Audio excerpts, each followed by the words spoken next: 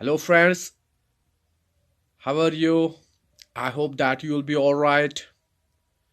Friends, मैं आपके लिए आज एक नया टॉपिक लेकर आया हूं जिसका नाम है Indian freedom struggle.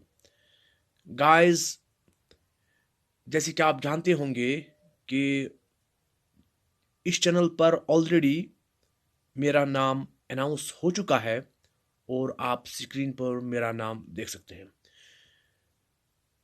My good name is महबूब हुसैन। और फ्रेंड्स, यदि इस वीडियो को देखने के बाद आपकी कोई भी क्यूरी होगी, कोई भी सुझाव होगा, कोई भी सजेशन होगी, आप स्क्रीन पे दिए गए मेरे मेल आईडी पे उसको मेल कर सकते हैं, सेंड कर सकते हैं। तो गाइस, जैसे कि मैं बोल रहा था आपको कि इंडियन फ्रीडम स्ट्रगल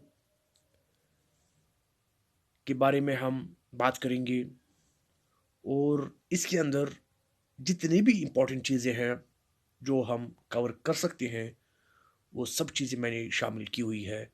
और उन सभी चीज़ों को हम आज के लेक्चर को छोड़ के आने वाली वीडियोस में डिस्कस करेंगे। तो friends, let's have a look at what are the various items that I have included in this topic, that's Indian freedom struggle. Let's have a look, guys.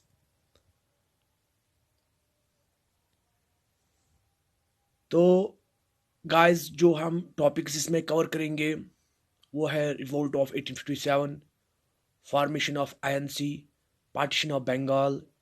तो इसी तरह से आप लास्ट में देख रहे हैं साइमन कमीशन, और भी कई चीज़ें हैं इसमें। तो नेक्स्ट स्लाइड में और भी कुछ चीज़ें हैं जो हम इसमें कवर करने वाले हैं। तो गाइस, यहाँ पे आप देख सकते हैं कि साइमन कमीशन के बारे में हम पढ़ेंगे, मैकडोनाल्ड्स कम्युनल अवार्ड के बारे में हम पढ़ेंगे, पूना पैक्ट के बारे में हम पढ़ेंगे, साल्ट सत्याग्रह के बारे में हम पढ़ेंगे, क्विट इंडिया मूवमेंट 1942। यहाँ पे मिस्टेक हुई है guys, it is not 1932, it's actually 1942। तो मैं इसके लिए माफ़ी चाहता हूँ, माजरत चाहता हूँ कि यहाँ पे मिस्टेक हुई है। Government of India act 1935, Cripps mission, cabinet mission plan, Indian independence act of 1947, इन सभी चीज़ों के बारे में हम डिस्कस करेंगे। तो मैंने एक छोटी सी कोशिश की है मैंने यहाँ पे कि मैं चीज़ों को जो है क्रोनोलॉजिकल ऑर्डर में सेट करूँ। तो मैंने यहाँ पे जो है इसके लिए कोशिश की है। तो हो सकता है कहीं कहीं पे चीज़ें ऊपर नीचे गई हों, लेकिन मेरी कोशिश यही थी कि मैं चीज़ों को एक सीक्वेंस में, एक क्रोनोलॉजिकल ऑर्डर में रखूं। तो फ्रेंड्स, ये जितने भी मतलब इसमें ये जितनी भी चीज़ें हमने इसमें शामिल की है, फ्रेंड्स, हम आज इस वीडियो में, हम इस लेक्चर में हम रिवोल्ट ऑफ 1857 यानी कि 1957 की बगावत के बारे में जो है डिस्कस करेंगे। और बाकी जितनी भी चीज़ें रहेंगी उनको हम आने वाली वीडियोस में डिस्कस हम करते रहेंगे। तो गाइज, इस लेक्चर को स्टार्ट करने से पहले, इस वीडियो को स्टार्ट करने से पहले मैं आपको कहना चाहूँगा, जो हमारे फ्रेंड्स जेके एसएसबी के डिफरेंट एग्जाम्स की तैयारी कर रहे हैं और जिन एग्जाम्स में इंडियन फ्रीडम स्ट्रगल एक टॉपिक बनता है, उन आई होप कि आई होप ये वाली वीडियो और इसके बाद हम जितनी भी वीडियोस डिफरेंट टॉपिक्स को लेकर अपलोड करेंगे उनके लिए काफ़ी हद तक फ़ायदेमंद साबित होंगी। So friends, let's start our topic. तो फ्रेंड्स, ये जो रिवोल्ट ऑफ 1857 है,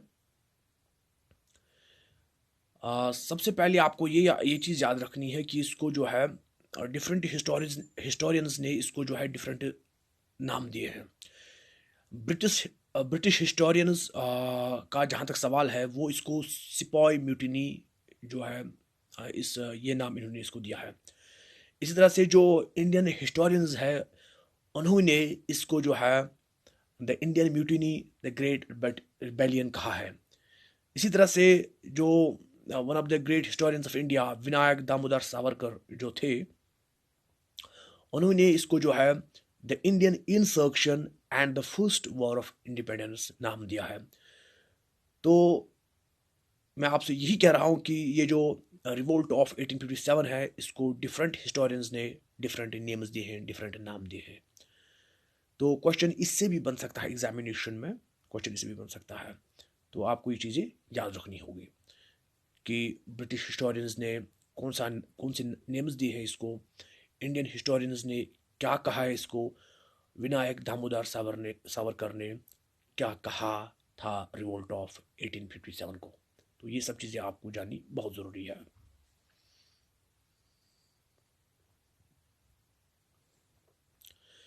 तो let's have a look at the next slide, what it talks about. It talks about, friends, it talks about causes of revolt. यानी कि ये जो विद्रोह हुआ था, ये जो बगावत हुई थी, ये जो रिवोल्ट हुआ था, इसके पीछे कारण क्या थे, क्या रीज़न थे जिनकी वजह से रिवोल्ट हुआ इन 1857 में। तो सबसे पहले हम बात करेंगे फ्रेंड्स, सबसे पहले हम बात करेंगे पॉलिटिकल काजेस की। तो फ्रेंड्स, पॉलिटिकल काजेस का जहाँ तक सवाल है इस विद्रोह के लिए, इस रिवोल्ट के लिए, इसमें आपको जो है दो इम्पॉर्टेंट चीज़ें आपको इसमें याद रखनी होगी। एक है फ्रेंड्स वो चीज़ें मैंने यहाँ पे शामिल की है इस स्लाइड में, और नेक्स्ट कुछ और स्लाइड्स में वो चीज़ें मैंने शामिल की है। तो एक चीज़ जो है वो है डॉक्ट्रिन ऑफ लैप्स। ये ब्रिटिशर्स की एक पॉलिसी थी, doctrine of lapse, and the another policy was doctrine of subsidiary alliance. वो मैंने नेक्स्ट स्लाइड में उसको जो शामिल किया है, यहाँ पे आप देख सकते हैं friends, doctrine of subsidiary alliance. तो let's first discuss what is doctrine of lapse. Doctrine of lapse was the pro-imperialist approach to expand the realm of British Kingdom in India. It was introduced by Lord Dalhousie.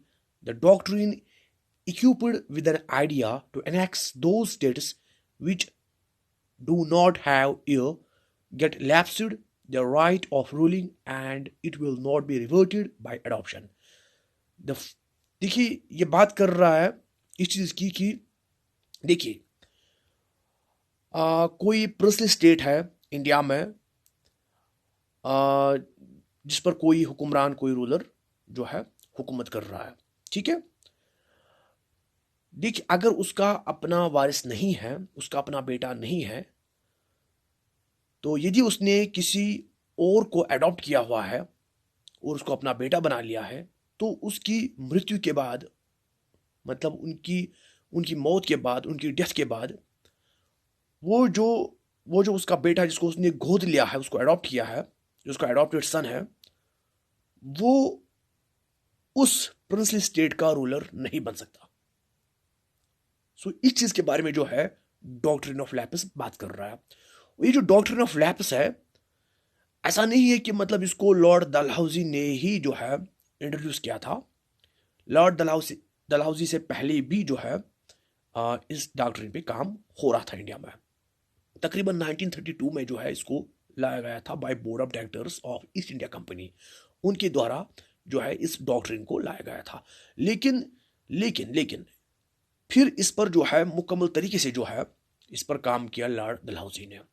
तो इसीलिए जो है इसीलिए जब भी exam में इस चीज़ को लेकर जो है क्वेश्चन पूछा जाता है कि डॉक्ट्रिन ऑफ लैप्स को किसने इंट्रोड्यूस किया था इंडिया में, तो वहाँ पे जो है लॉर्ड डलहौजी को ही लिखा जाता है एज ए राइट ऑप्शन, क्योंकि इसने इसको जो है इस पर मुकम्मल तरीके से काम किया था, इसको मतलब पॉपुलराइज किया था। तो ये मैं एक बार फिर आपको गाइस बता रहा हूँ इसके बारे में। तो डॉक्ट्रिन ऑफ लैप्स जो है ये बात कर रहा है इस चीज़ के बारे में कि कोई इंडियन प्रिंसली स्टेट है जिस पर कि कोई रूलर हुकूमत कर रहा है, जिसका अपना वारिस नहीं है। यदि उसने किसी और को अडॉप्ट किया है, उसको अपना बेटा बना लिया है, तो उनकी मौत के बाद, उनकी डेथ के बाद, वो जो उसका अडॉप्टेड सन है वो उस प्रिंस स्टेट का लीगल रूलर नहीं बन सकता है, उस पर हुकूमत नहीं कर सकता है। तो उसके बाद जो है वो जो प्रिंस स्टेट होती थी वो पूरी की पूरी जो है उसको अंग्रेज लोग उसको एनेक्स करते थे, कंपनी उसको एनेक्स करती थी और वो उस कंपनी के कब्जे में आ जाती थी।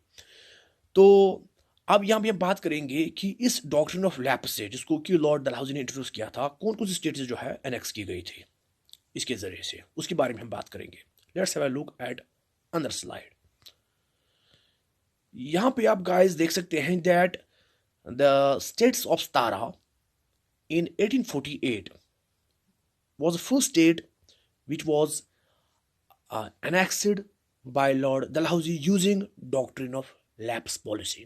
उसके बाद जयपुर in 1849, उसके बाद संभलपुर in 1849, उसके बाद बहात in 1850, उसके बाद उदयपुर in 1852, उसके बाद झांसी in 1853, उसके बाद नागपुर in 1854। तो इस तरह से जो है इन स्टेट्स को जो है एनेक्स किया गया था by Lord Dalhousie using doctrine of lapse policy. तो क्वेश्चन जो है, जो एग्जामिनेशन में जो है यहाँ इस टॉपिक से, इस पर्टिकुलर टॉपिक से जो क्वेश्चन बन सकता है एग्जामिनेशन में, वो ये बन सकता है कि दो क्वेश्चंस बन सकते हैं। फर्स्ट ये कि who introduced the doctrine of lapse policy in India and in which year.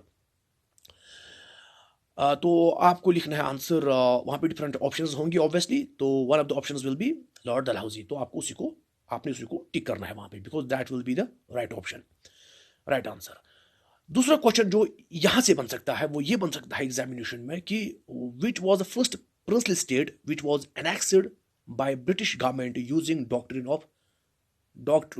Of lapse policy, and that was the princely state of Satara in 1848। तो ये चीज़ें आपको याद रखनी है। तो मैंने जो अपनी तरफ से पूरी कोशिश है, जितनी भी चीज़ें मतलब आपके लिए इंपॉर्टेंट है, वो सब चीज़ें मैंने शामिल किए हैं। Now let's move forward. अब हम बात करेंगे फ्रेंड्स, अब हम बात करेंगे जो है डॉक्ट्रिन ऑफ सब्सिडियरी अलायंस की। ये एक और पॉलिसी थी, लाइक डॉक्ट्रिन ऑफ लैप्स, जिसके माध्यम से, जिसके ज़रिए से ब्रिटिशर्स अपनी किंगडम को जो है एक्सपेंड कर रहे थे इंडिया में। अब हम इसमें क्या क्या चीज़ें थी उनको हम डिस्कस करेंगे, कुछ की पॉइंट्स है इसके, उसको हम डिस्कस करेंगे। The allies of the Indian states rulers were compelled to accept the permanent garrison of the British army within their territories and to pay a subsidy for its maintenance. The Indian ruler could not employ any European in their service without prior approval of the British. They could not negotiate with any other rulers without consulting the Governor General. तो यहाँ पे बात हो रही है guys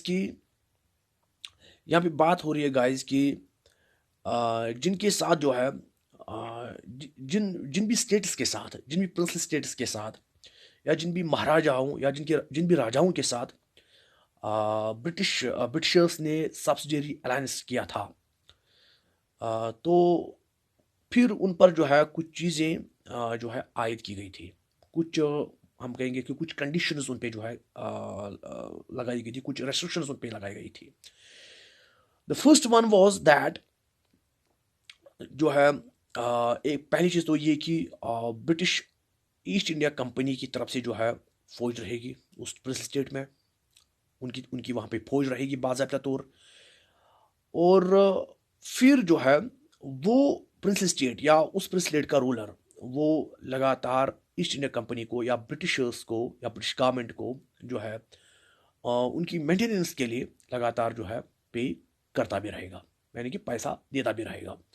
next thing जो और एक जो कंडीशन लग रही थी इंडियन रूलर पे, वो ये लग रही थी कि वो किसी भी सर्विस में किसी भी जो है यूरोपियन को एम्प्लॉय नहीं कर सकते थे, नौकरी पे नहीं रख सकते थे, जब तक ना उसको जो है उसको अप्रूवल हासिल हो फ्रॉम द ब्रिटिश। इसी तरह से जो है और एक चीज़ जिसकी बात कर रहा है वो ये है कि अदर जो इंडियन रूलर्स थे उनके साथ जो है वो नेगोशिएट नहीं कर सकते थे जब तक न वो कंसल्ट करते गवर्नर जनरल को। एक गवर्नर जनरल की राय के बगैर वो अदर इंडियन रूलर्स के साथ किसी भी किस्म की नेगोशिएशन नहीं कर सकती थी। तो इस तरह की कंडीशन जो है डॉक्ट्रिन ऑफ सब्सिडियरी अलायंस के तहत लगती थी उन रूलर्स पे जो जिन्होंने ये एग्रीमेंट ये समझौता किया होता। तो इसी तरह से जो है अब हम यहाँ पे जाने की कोशिश करेंगे कि कौन सी स्टेट्स ऐसी है जो इस पॉलिसी के दायरे में आ गई थी।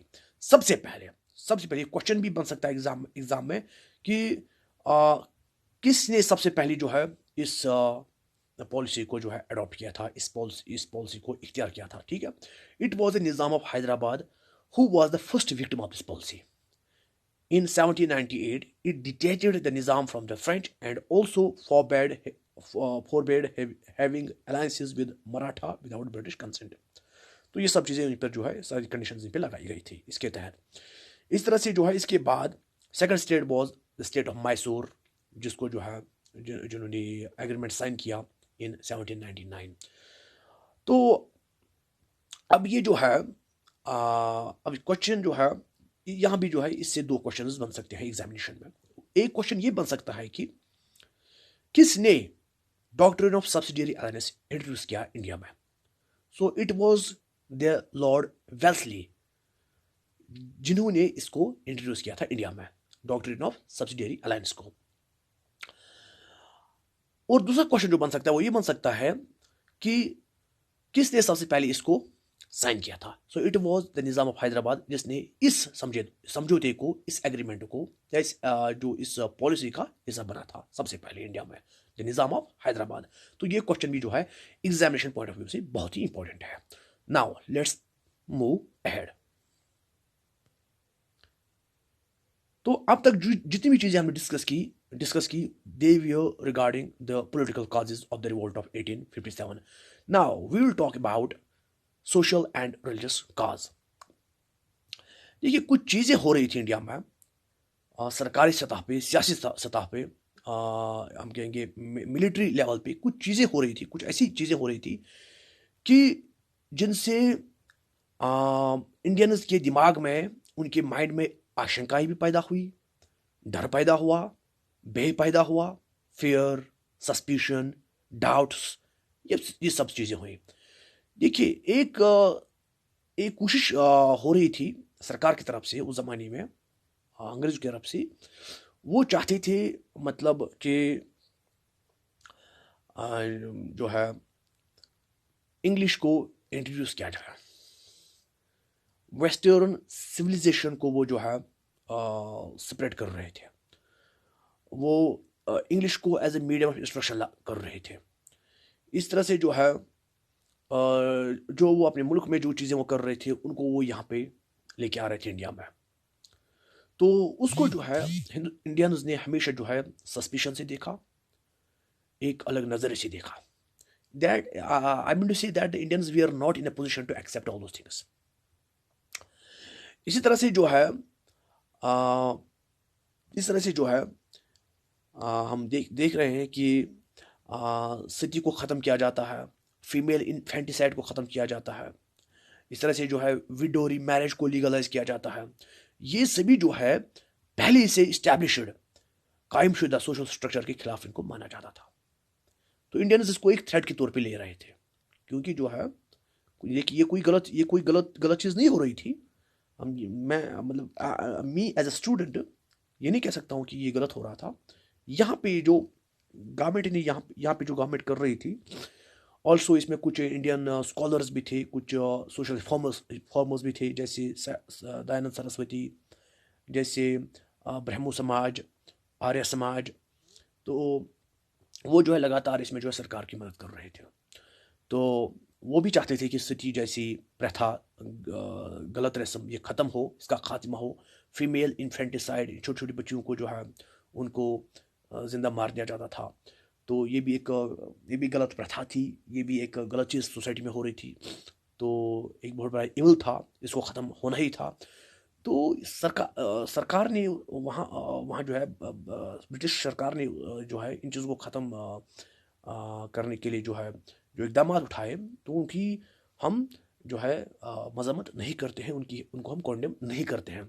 बट इंडियन जो है वो इसको जो है एक थ्रेड के थ्रेट के तौर पे ले रहे थे, ऑलरेडी जो उनका एक इस्टेब्लिश्ड सोशल स्ट्रक्चर था उसके लिए।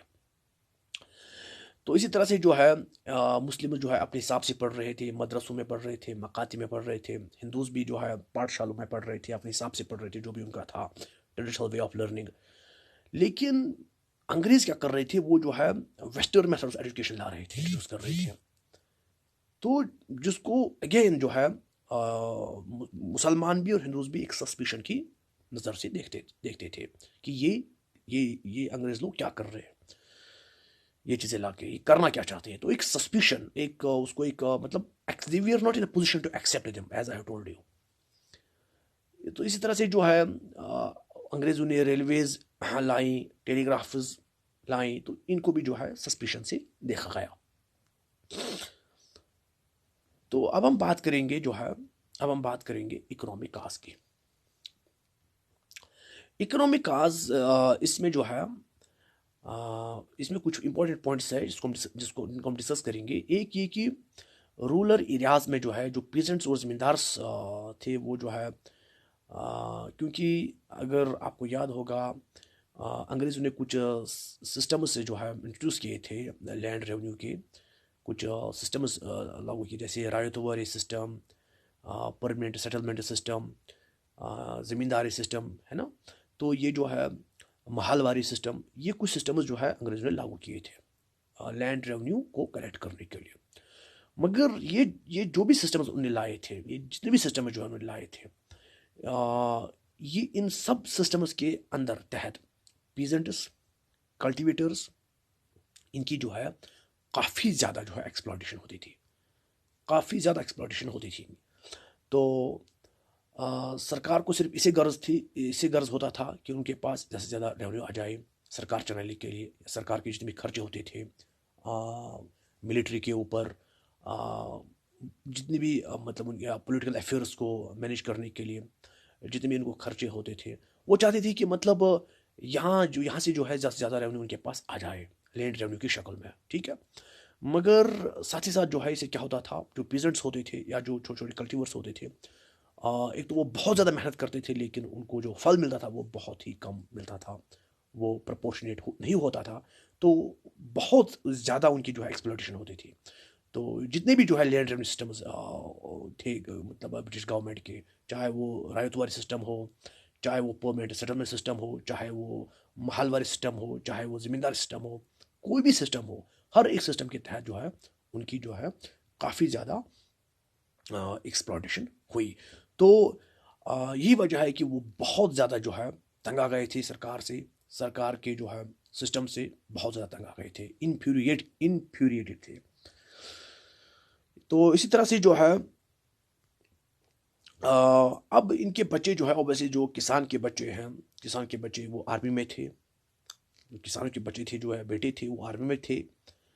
तो जब उन्हें देखा कि उनके बाप दादाओं पे अत्याचार हो रहा है, सरकार उनके साथ गलत कर रही है, गलत नीतियाँ अपना रही है उनके लिए, गलत पॉलिसीज़ कर रही है उनके लिए, गलत नीतियाँ चला रही है उनके लिए, तो उनको एक्सप्लॉइट किया जा रहा है, उनको पे हाईवी टैक्स लग रहा है, तो मेहनत मशक्क़त करके उनको कुछ नहीं मिल रहा है। तो वो भी जो है वो भी जो है एक हम ये कहेंगे कि ऑब्वियसली उन्होंने अपने आप को जो है उस क्लास से, पीजेंट्री क्लास से जोड़ कर देखा, और वो ऐसा महसूस कर रहे थे जैसे उन्हीं के साथ अत्याचार हो रहा था। तो इसी तरह से जो है कुछ कुछ और चीज़ें भी हो रही थी इसमें, जैसे इंडस्ट्रियल रेवोल्यूशन तो इंग्लैंड में आया था, बहरहाल इंडिया में तो नहीं आया था, इंग्लैंड में आया था, हम सब जानते हैं इंडस्ट्रियल रेवोल्यूशन। तो जब इंडस्ट्रियल रेवोल्यूशन आया फिर जो है बहुत कम टाइम में मास प्रोडक्शन होने लगी। तो पहले तो चीज़ें हाथों से तैयार की जाते थे, लेकिन इंडस्ट्रियल रेवोल्यूशन के बाद मशीनों से चीज़ें लोग तैयार करने लगे और प्रोडक्शन बहुत ज़्यादा होने लगी। तो यहाँ से जो है ब्रिटिशर्स यहाँ से रॉ मटेरियल लेके जाते थे सस्ते दामों पर, और फिर इंग्लैंड से जो फिनिश्ड गुड्स बन के आते थे, जो चीज़ें बन के आती थी, तैयार होके आती थी इंडिया में, इंडियन मार्केट्स में, वो काफ़ी काफ़ी जो है हम ये कहेंगे कि ये हम ये कहेंगे कि मतलब वो काफ़ी सस्ती चीज़ें होती थी, और और जो इंडिया में जो चीज़ें बनाई जाती थी वो काफ़ी जो है एक्सपेंसिव होती थी, क्योंकि वो हाथों से तैयार की जाती थी, हाथों से की तैयार की जाती थी। तो इंडियन गुड्स इस तरह से जो है ब्रिटिश गुड्स से कॉम्पीट नहीं कर सके। तो इससे भी जो है, इससे भी यहाँ के जो है कारीगरों को, यहाँ की जो दस्तकार थे उनको बहुत ज़्यादा नुकसान उठाना पड़ा। तो उनका काम जो है एक तरह से हम कहेंगे कि चौपट ही हो गया था। अब हम बात करेंगे जो है मिलिट्री कॉज की। तो मिलिट्री कॉज में हम देखते हैं कि इसमें जो सबसे बड़ा रीज़न ये है कि इसमें सबसे बड़ा रीज़न ये है कि ब्रिटिश ट्रूप्स में, ब्रिटिश आर्मी में जो है 87% जो सिपाही थे वो इंडियन थे। मगर उनके साथ जो सलूक किया जाता था वो अच्छा नहीं था। उनको जो है ब्रिटिश सोल्जर से इन्फीरियर समझा जाता था, घटिया समझा जाता था। तो अगर एक ही रैंक पे दो सिपाही होते, एक ब्रिटिश सोल्जर होता, दूसरा इंडियन सोल्जर होता, तो ब्रिटिश सोल्जर के साथ उसी रैंक के ब्रिटिश सोल्जर के साथ एक तरह का व्यवहार होता था, बर्ताव होता था। लेकिन इंडियन सोल्जर के साथ दूसरी जो है दूसरी तरह का व्यवहार होता था। तो डिस्क्रिमिनेशन हो रही थी, आर्मी में भी डिस्क्रिमिनेशन हो रही थी सिपाहियों के साथ। तो ये भी एक वजह बनी इस जो है इस विद्रोह के लिए, इस रिवोल्ट ऑफ 1857 के लिए। तो एक्चुअली ये एक नाराज़गी थी, लोगों के दिमाग में एक नाराज़गी, एक डिसेंट था गवर्नमेंट को लेकर, अंग्रेज़ों को लेकर, जो एक ही बार में जो है फिर सामने आया, बाहर आया। तो इसी तरह से जो है हम देखते हैं कि इमीडिएट काज में हम देखते हैं कि रिवोल्ट ऑफ 1857 जो है इसका जो इमीडिएट काज बना वो ये बना कि कुछ एनफील्ड राइफल जो है वो लाई गई थी, जिसको लेकर ये अफवाहें चल रही थी कि जो है कि that they we are greased with the fat of cows and pigs. अब आप जानते हैं कि मुसलमान जो है इसको अच्छा नहीं समझते हैं पिग्स को, और हिंदू लोग तो काउज हम कहेंगे कि गाय की पूजा करते हैं, इसको जो है होली समझते हैं। तो जब ये र्यूमर चल रही थी कि उन कारतूस को जो है ग्रीज किया गया था with the fat of cows and pigs army में, तो इसको लेकर जो है सिपाहियों में बहुत ज़्यादा नाराज़गी पैदा हो गई। तो यही वजह है कि चाहे मुस्लिम सिपाही थे या हिंदू सिपाही थे फौज में, उन्होंने जो है उनको इस्तेमाल करने से साफ इनकार किया। लेकिन उनको ऑफिसर्स के द्वारा मजबूर किया जाता था वो यूज़ करने के लिए। तो यही वजह है कि मंगल पांडे जो है, जब उसको भी एक बार कहा गया कि वो उसको इस्तेमाल करे, तो गुस्से में आकर उन्होंने जो है सबसे पहले अपने ऑफिसर्स को ही शूट किया। तो जिसकी वजह से जो है उसको 8 अप्रैल को फांसी दी जाती है। तो सेंटर्स ऑफ, अब हम बात करेंगे सेंटर्स ऑफ रिवोल्ट की। अब इसके कुछ इंपॉर्टेंट सेंटर्स थे रिवोल्ट के, जैसे जो है लखनऊ इसका एक इम्पोर्टेंट सेंटर था। लखनऊ में जो है बेगम हज़रत महल इसको लीड कर रही थी। एग्जामिनेशन में क्वेश्चन आ सकता है कि लखनऊ में कौन इस रिवोल्ट की लीड कर रही थी। कानपुर इसका अनदर सेंटर था जहाँ पे नाना साहब इसको लीड कर रहा था, जो कि एडॉप्टेड सन था पेशवा बाजीराव सेकंड का। इस तरह से झांसी में जो है 22 साल जो है औरत रानी लक्ष्मीबाई इसको लीड कर रही थी। ग्वालियर में ग्वालियर भी इसका एक इम्पोर्टेंट सेंटर था। इस तरह से बिहार में कंवर सिंह इस रिवोल्ट को लीड कर रहा था। ये कुछ इंपॉर्टेंट सेंटर्स हैं, इनसे भी जो है एग्जामिनेशन में क्वेश्चन बन सकता है। सो इसी के साथ हमारे लेक्चर खत्म होता है। Please subscribe our channel and thanks for watching.